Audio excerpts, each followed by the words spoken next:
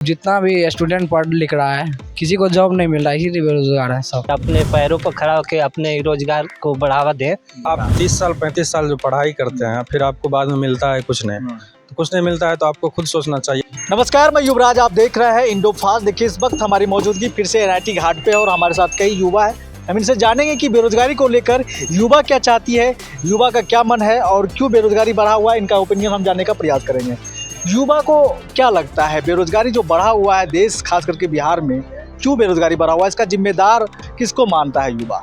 क्योंकि इतना पढ़ता लिखता है फिर भी बेरोजगार है, इसीलिए हम बेरोजगार सरकार को मानते क्या करना चाहिए ताकि बेरोजगारी दूर हो जाए? सभी स्टूडेंट को कोई न कोई छोटा सा या फैक्ट्री में जॉब दे दे या सरकारी जॉब मिल जाए, कोई बेरोजगार नहीं रहेगा। अच्छा, प्रधानमंत्री कहते हैं कि हम आधुनिक युग में प्रवेश कर चुके हैं, अब आधुनिक युग भारत हो चुका है, डिजिटल इंडिया हो चुका है। तो डिजिटल इंडिया का फ़ायदा क्या युवा उठा रहा है या नहीं उठा रहा है?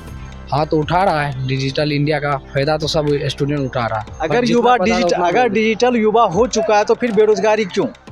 बेरोजगारी इसीलिए हो रहा है कि जितना भी स्टूडेंट पढ़ लिख रहा है किसी को जॉब नहीं मिल रहा है, इसीलिए बेरोजगार है सब। अभी सब उतना टेक्नोलॉजी में डेवलप नहीं कि उतना कमा सकते, बस ये है कि अभी तक धीरे धीरे बढ़ रहे हैं। हाँ। विकासशील है अपना तो देश। यही तो हम चाह रहे हैं ना वो कि लोग सिर्फ और सिर्फ सरकार को दोषी मान रहा है, युवा अपने आप को दोषी क्यों नहीं मान रहा? नहीं, कहीं कहीं सरकार का भी दोष है, कहीं कहीं युवा का भी दोष है। दोनों का दोष है। एक तरफ नहीं जाना है, एक तरफ कभी भी नहीं जा सकते, दोनों तरफ दोष है। मोबाइल दोनों तरह यूज हो सकता है, एक सही दिशा में, एक गलत दिशा में। अगर सही दिशा में यूज करना चाहे तो सही उसका यूज होगा, सही बेनिफिट मिलेगा। जो बेरोजगारी बढ़ रही है, किस तरह का अवेयरनेस होना चाहिए युवाओं में ताकि वो बेरोजगार ना हो? क्योंकि इंडो फास्ट का यही मुहिम चलाने का उद्देश्य है कि ज़्यादा से ज़्यादा लोगों को रोजगार देना और रोजगार के प्रति जागरूक करना कि कैसे युवा अपने पैरों पे खड़ा हो सकता है। बिहार के युवा नौकरी मांगने वाला बन चुका है, नौकरी देने वाला कब बनेगा?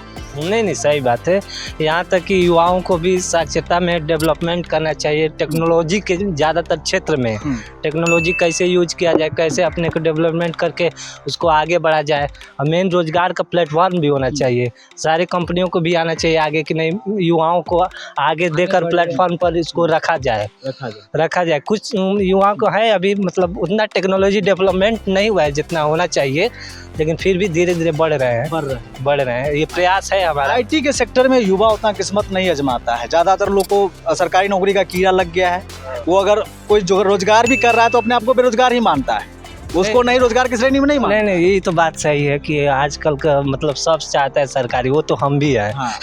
हम भी इसीलिए कहीं अभी तक प्रयास नहीं किए, सरकारी एक नौकरी में अभी लगे हैं। कहीं ना कहीं ये देश जो पीछे हो रहा है इसका भी कारण, एक मेन कारण हो सकता है। कई जगह कई देश, अगर पड़ोसी देश की ही बात करें, हम अगर चाइना की ही बात करें तो वहाँ सरकारी के पीछे नहीं भागता है, लेकिन हर हाथ में रोजगार है।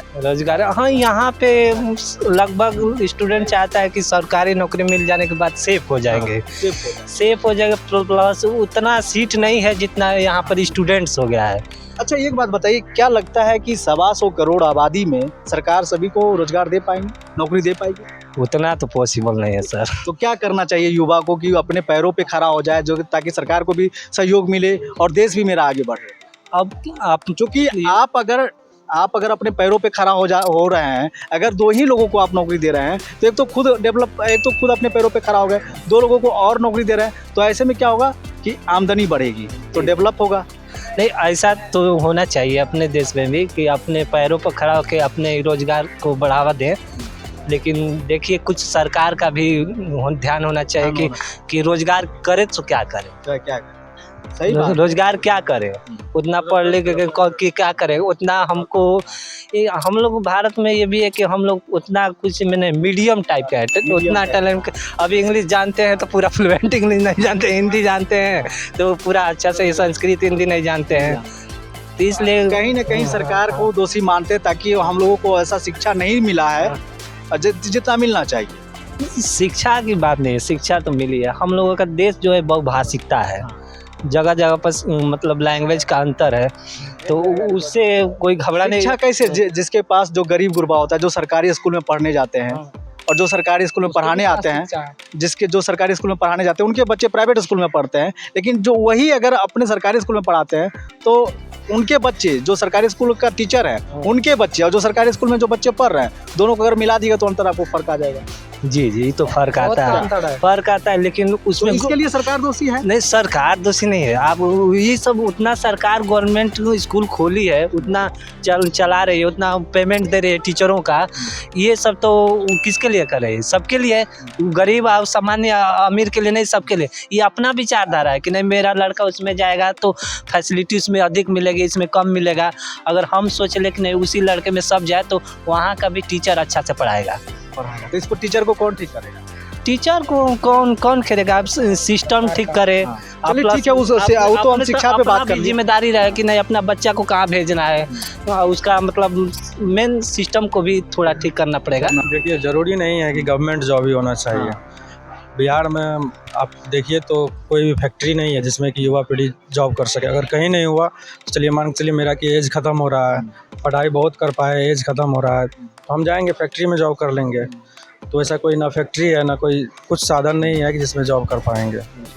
और एक ये भी होता है कि चलो फिल्म सिटी भी नहीं है बिहार में एक भी कहीं, कि कोई बंदा चाहता है कि कोई जैसे कि पढ़ने वाला लड़का ही बहुत सारा वीडियो बनाता है, सोशल मीडिया पे बहुत सारा वीडियो बनाता है, और वो फिर कोई होता है 100 में एक होता है, एक फेमस हो जाता है, फिर वो उसका तो अपना हो गया रोज़गार, एक हो जाता है पैसा कमाने का जरिया।